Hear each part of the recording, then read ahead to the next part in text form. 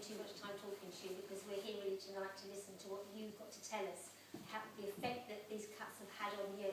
But just to give you a little bit of background, when this was first mooted, all the councillors, both in Woodingdean Council and in Woodingdean, did go to the council and made very strong representation that this was not the right thing to do. Woodingdean is a very isolated area. Ovingdean is the only bus for Ovingdean 52, and you know, our service is poor enough anyway without having cuts to that service.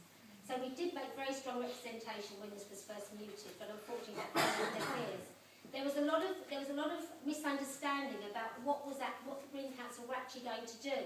We weren't sure whether Brighton Hove buses were going to provide the service, or who was going to provide it, and all of a sudden the Big Lemon came in.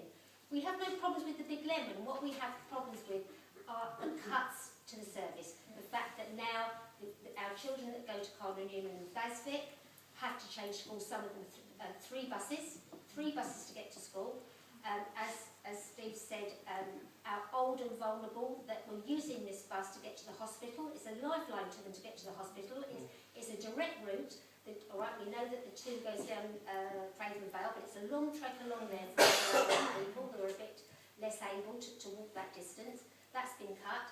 And as well, our people that need to get to the station, to get to work in the mornings, or even into the town, they're having problems as well.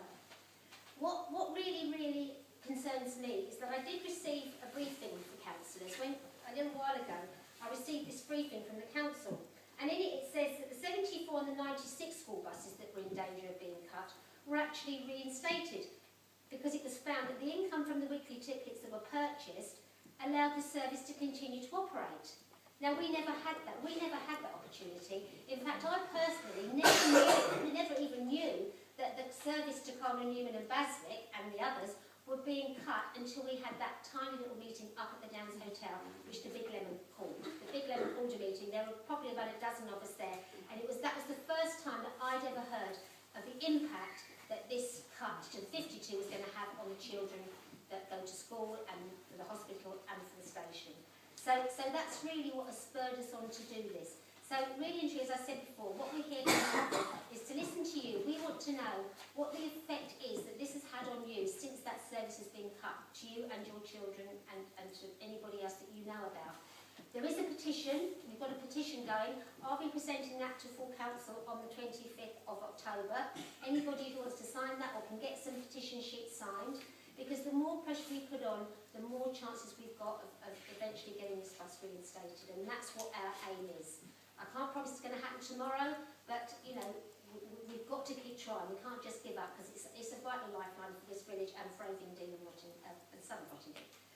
So I'll leave it there, okay. As Steve said, we just want to hear from you what has happened to you since this service